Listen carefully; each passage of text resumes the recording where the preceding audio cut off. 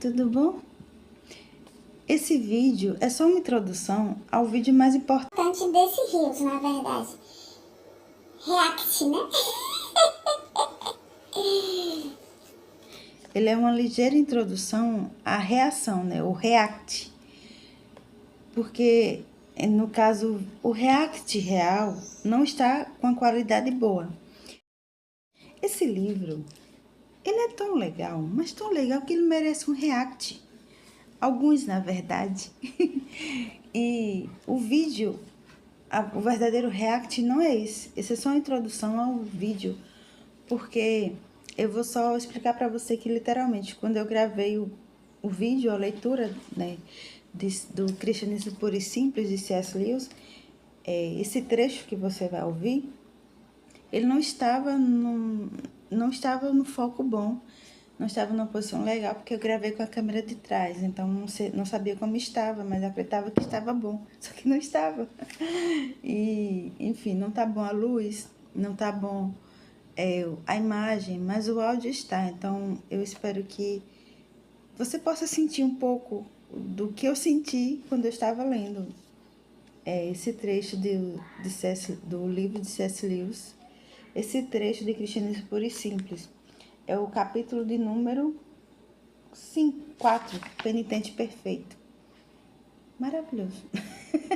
Sem mais, fica com a leitura, com as sensações, né, as reações, e que você não só veja as reações, escute a leitura, mas que você possa também ler esse livro, você possa também aprender com ele.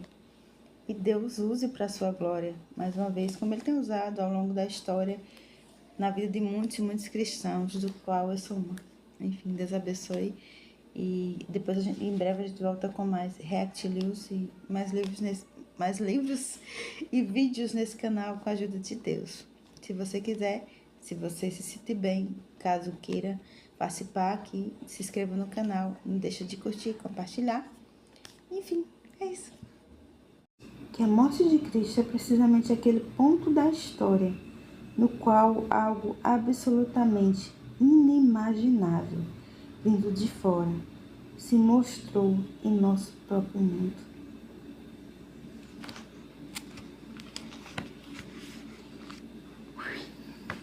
E se conseguimos expressar em imagens ou mesmo os átomos dos quais nosso mundo é constituído,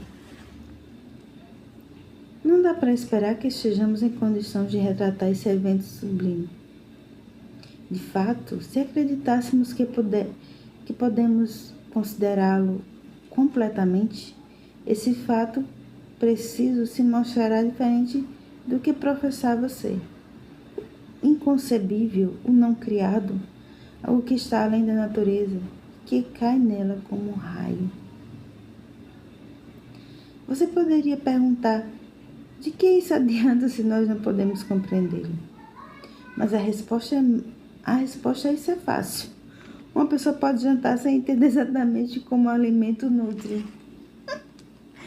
Da mesma forma, uma pessoa pode aceitar o que Cristo fez por ela sem compreender como isso foi possível. Na verdade, ela não terá condições de compreendê-la enquanto não aceitá-la. Ouvimos que Cristo morreu por nós, que sua morte lavou os nossos pecados e que ao morrer ele anulou a própria morte. Essa é a fórmula. Eis aí o cristianismo. É nisso que devemos acreditar. Quaisquer teoria que construímos sobre a morte de Cristo, sobre como a morte de Cristo fez isso, aos meus olhos, são francamente dispensáveis, vistos que não passam de esquemas ou diagramas que devem ser descartados, assim que deixarem de nos ajudar. E mesmo que ajudem de alguma maneira, não podemos ser confundidos com a realidade em si. De qualquer forma, algumas dessas teorias merecem um exame mais criterioso.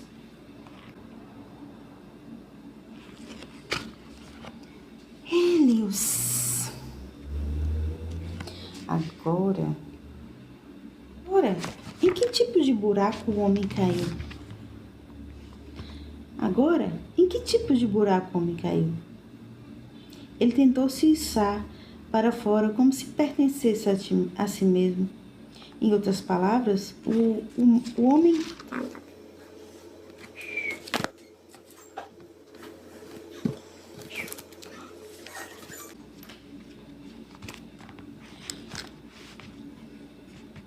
Agora, em que tipo de buraco o homem caiu?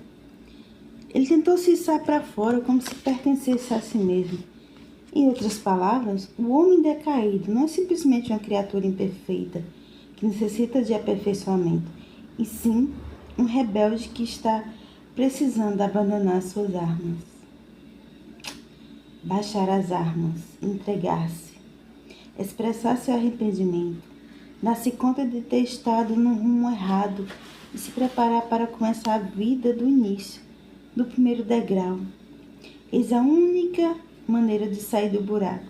Esse processo de entrega, esse movimento de marcha ré a toda velocidade, é que os cristãos chamam de arrependimento. Mas há de se convir, arrepender-se não é nada divertido. Trata-se de algo mais difícil do que simplesmente se humilhar e admitir a própria culpa. Significa desaprender toda a presunção e teimosia que nos foram incumbidas por milhares de anos. Significa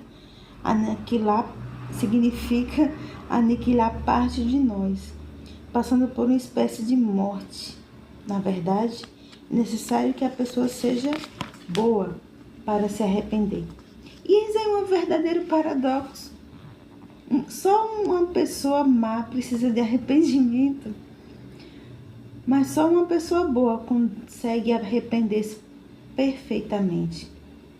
Quanto pior você for, mais precisará arrepender-se e menos conseguirá fazê-lo. A única pessoa que conseguirá fazê-lo com perfeição seria alguém completamente perfeito.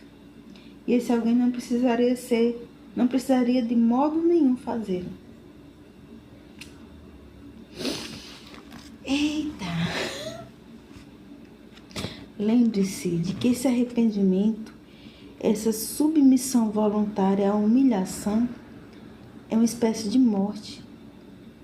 Não é algo que Deus exija que você, não é algo.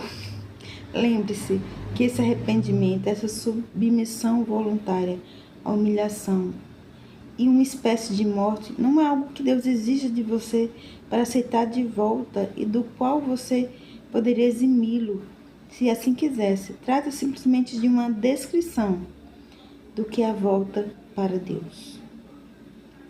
Se você pedir para Deus aceitá-lo sem isso, você estará pedindo para voltar sem de fato voltar. Isso é impossível. Muito bem, então temos de nos arrepender. Não tem outro jeito. Entretanto, a maldade que nos leva a precisar disso nos torna incapazes dessa atitude. Será que podemos fazer isso se Deus não nos ajudar? Sim. Mas o que a ideia de sermos ajudados por Deus significa? Queremos dizer que, em outras palavras, Deus colocou um pouco dele em nós.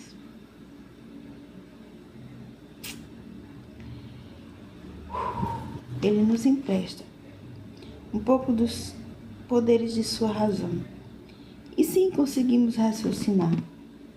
Ele coloca um pouco do seu amor em nós. E assim amamos uns aos outros. Quando você ensina uma criança a escrever, segura a mão dela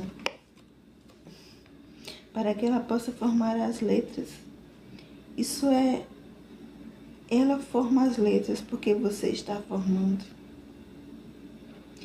Nós amamos e raciocinamos porque Deus ama e raciocina e segura nossa mão enquanto estamos fazendo.